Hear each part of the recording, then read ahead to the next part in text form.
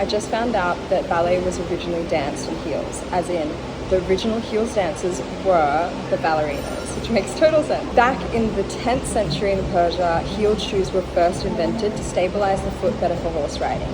Then they trickled their way down via the Silk Road trade into Europe.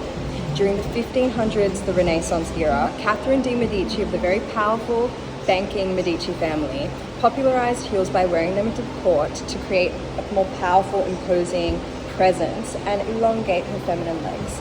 From there, they were used as a way of formal posturing and a status symbol within royalty and aristocracy.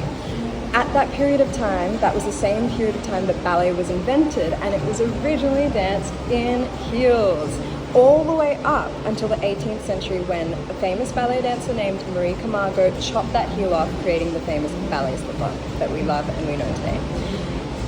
She wanted to unlock a whole range of movements from like rising and turning and jumping, which obviously you can do in heel.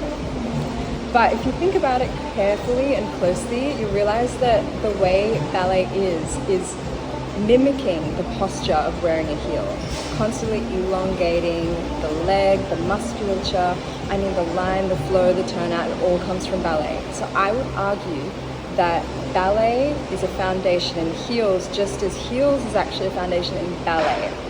Now, this moves on to my heels philosophy. Heels, I believe, is a fusion style.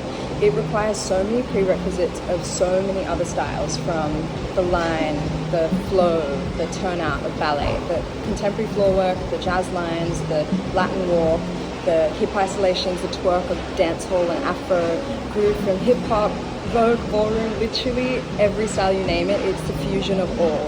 And so therefore, I do believe that at its entry level, it is fundamentally an advanced style. Now, this is not to gatekeep from all my beautiful friends who want to put on a heel, who've not come from a dance background, they want to feel confident, they want to go to class. I totally get that. But just like a point shoe is earned, so must a heel be earned. And if you think about the point shoe, actually, it's mimicking the posture of a heel. Oh, just like, I love how history and art movements and art, it all just blends. It's so amazing. My second thing is, this is not something I should be policing, nor should anyone else be policing. This is up to the moral responsibility of the individual to take genuine interest and curiosity in learning about the arts and respecting the arts, because all of these dances, they come from a rich history of culture and have meaning. They're not just fun steps. If it's going to be your hobby, even still, I think it's your personal responsibility to take that interest, to take yourself to a contemporary class, to be interested in floor work, to actually better your craft. As much as I love that there's so much more of an awareness about strength training at the beginning of class, I'm also realizing that just like King Louis XVI, who danced the night away in his heels, there is a level of lived experience in the heel that gives you the ankle strength that cannot be replicated in class. I don't know if wearing a heel once a year to a wedding is enough to support your dancing. I think heels is a lifestyle. Just like you can't call yourself a hip-hop dancer if you're not really immersed in hip-hop music and culture.